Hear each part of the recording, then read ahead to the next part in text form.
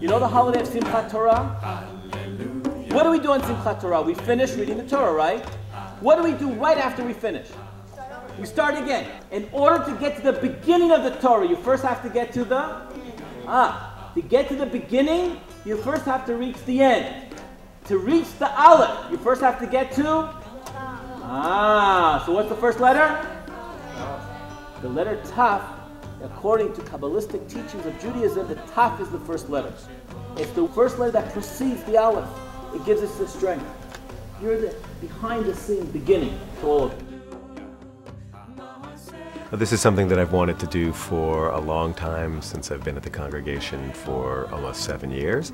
And it's really in many ways a dream come true to finally have the opportunity to embrace this as a year-long project for the synagogue and a year-long endeavor to bring the community together and to bring them closer to Torah. Its lessons, its values, its power to create group identity.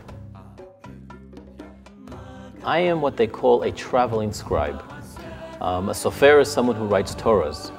And traditionally, the way it's done is that whether it's an individual, a community, commission a Torah to be written, so the Sofer writes it in his location. In this case, we're actually bringing the Torah to be written, not all of it, but a large amount of it, to allow and enable, hopefully everyone, to participate in the actual writing of one letter in this Torah.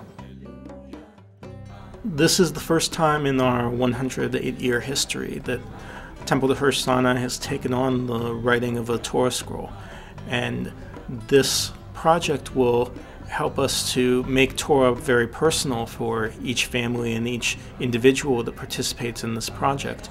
And we hope that it will connect them to the congregation not only now, but for many years to come. Just like when you have a baby, you're creating yet the next generation. When you write a Torah, you're providing the Jewish people with yet another Torah for the next generation. And when everyone together is writing their letter in this Torah, in fact, it's a community building experience, because now everyone, with their one letter, unite together in the writing of this Torah.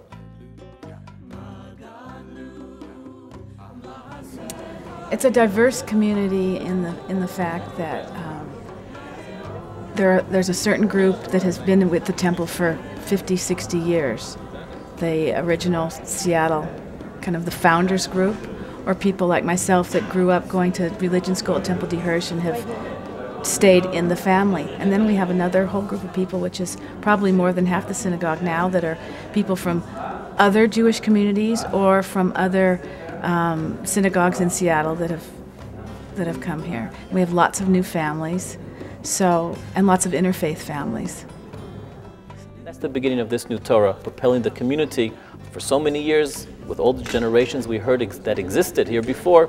Now it's propelling them into the next generation with the younger kids coming up to set their own mark in this community. The Torah scroll, of course, is important. It's unique because there aren't too many in the world. One of our Torah scrolls, which comes from the Czech Republic, from Prague, that was saved from the Nazis. They were going to use it as a part of a museum in Prague, as this is what the Jews used to use. And it's amazing today that we continue to read from this scroll, and it's still alive. We continue to use it. It's still a living document. So their legacies will continue on. This Torah obviously is going to be one that we're more conscious and deliberate about its origins and what it means. There are other Torahs in this community, in the Ark, and yet this Torah is going to be special, first of all, because it's yet another Torah, it's yet another baby, but more importantly, this is going to be a Torah that's going to have the hand of all in the making of it.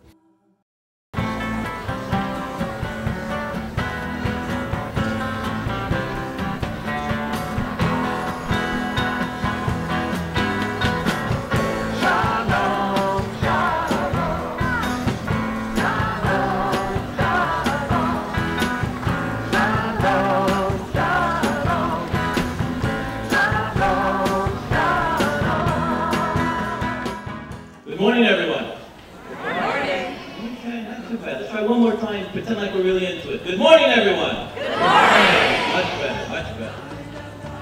This ark is going to be home to the Torah that we are going to write. And we are going to fill it with our memories, with our love, with our commitment to carry on our traditions to future generations. We're just about to have our baby Torah start its birth. What's the first letter we're going to write in the Torah? A bet. But why a bet? Why not the Aleph? Because it makes you ask why. In Judaism, you got to learn. You got to grow. One of the first things we learn from Torah is that Torah intrigues. It's meant to get your mind going, asking questions. Why is it this? Why is it that? And the more you ask, the fact is, the more you will learn. So by having the letter Bet, it starts off by telling us that Jews are commanded to ask and learn. Not just sit back and be passive, but to be proactive and asking questions. May your life be full of growth, both physically, spiritually, and always ask questions. Always be there to learn more. The second letter in the Torah is the Resh. In the Torah, when it says the letter Resh, which means the beginning, the head, it identifies that everything has to have guidance. Now comes the Aleph. It's the beginning. It's the leadership. The beginning point of all wisdom starts with the Aleph. And as we all know, now we have the word bara. And bara means to create. You are the creators, the visioners of this community. You are now being blessed, not only to have physical children and to be here celebrating with them, but to create the spiritual child. It's our new Torah. Torah now is in motion. And now it's going to take its own course and what kind of tree it will become.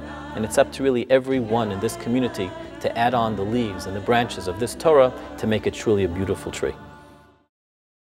The making of the Torah is seemingly very simple and mundane. You're taking skin of an animal from a kosher animal. Can I write a Torah on this piece of paper? Yes or no? No. Excuse me? No. What's wrong with my paper? This is goat skin. Who wants to touch it? If you want to touch it, you can come here and feel it, because this is really animal skin. I think it's important to note at this point that animals are not killed to write Torahs. Now when we turn it around here, you'll see only a few lines that have been filled in. The rest of it's still empty. We still need to write this Torah. You're taking a feather from a kosher bird. What is this? It's a pen. It's a pen. But do we write a Torah with a pen? Everyone's saying no. You know what? We don't use a pen to write a Torah. This is a special feather that comes from a bird. If you would like to feel it, but I'm going to show you how to feel it. Put your fingers out. Put one finger out, and then when you touch it, you're going to touch it like this. Look, I'm going to show you. You're taking ink that is all natural ingredients that were made exclusively for writing a Torah. This little box here that has a little cap on the top. This is a special box that I have in it a jar, and in the jar there's special ink. With the ink, I'm able to write my letters. We're going to wash our hands, and then we're going to make a blessing, and then we're going to write in the Torah.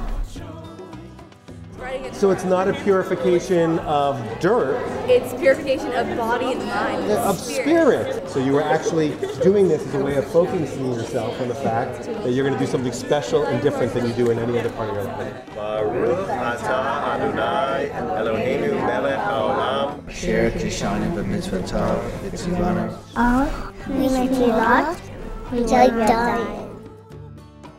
Now you have to write the song. The Torah is described as a song. And in fact, when we read the Torah, we don't read it, we chant it, we sing it.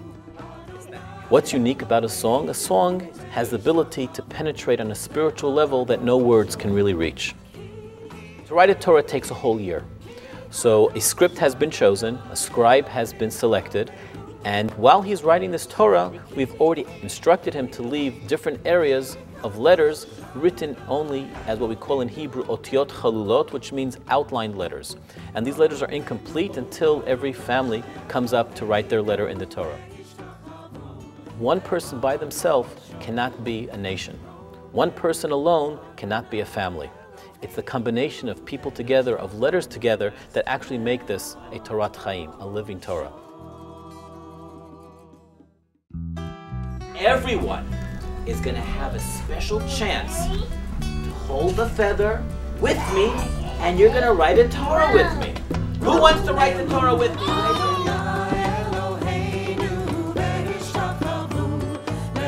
These children will be able, as they grow up, and they become the next B'nai Mitzvah, they will be reading from this Torah. This will be the Torah that they helped to write. It will be the Torah that they're going to read from.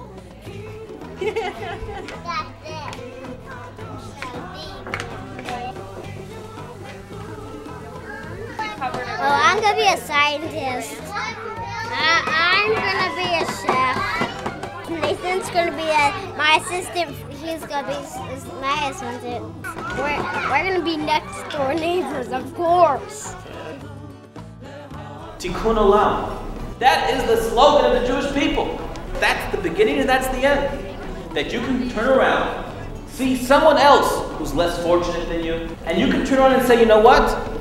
I'm happy with all the great things I have, and now it's my turn to try to help to make this place a better place. The one step that you need before you can fix the world is to be aware that you need to do it. The magic that you can create first in yourself can be transformed and passed on all around. But you'll notice that the shin, even though it has three heads, it comes down to a point at the bottom. Because the shin always remembers its source, where it comes from. What does la mean in Hebrew? For her. What's the purpose of life? It's not for me. It's what I give to someone else. When there's others around and we can now have the gift of being able to give, that's la. That's to be able to give to someone else. That's to be aware of our surroundings. We take an active role in the world, and we don't just let things happen to us. We make sure that we are putting things into motion that we want to see happen in the world. When we read the Torah, we are reading it in the same form, in the same style in which people have read it for thousands of years. Every letter in the Hebrew alphabet stands for something. And Taf is the last letter of the alphabet. It works behind the scenes to tell the Aleph. And Tzaddik is for being righteous. People who are Tzaddik are trying to be holy all the time. They see someone, they're trying to help them. They go out of their way to help the community. I'm just curious about the people who work behind the scenes to help the Alephs, those who are in power. I actually did this once before. This scribe said that Chet was like two Zions, I think it was, joined together. And he said that basically that the lion and the lamb would live in peace, which relates to me and my little brother. Every now and then I have those Tzaddik moments, but usually I'm doing homework a lot because I have a very busy schedule. It definitely made me really feel like a part of the building of the synagogue, and when I'm an adult and I have a family and I have kids and we'll be at synagogue, I can tell my kids that I helped write in the Torah. Well, I might want to know what some of the other commandments were to do. When we read the Torah, we're not just reading it. We're reading it hopefully with an eye toward studying, toward discussion, toward applying it in our lives. You will remember this. If you are in this community in the future, and your children come up for bar bat mitzvah to this Torah, you'll remember and say, I remember that service because at that service I scribed in the Torah.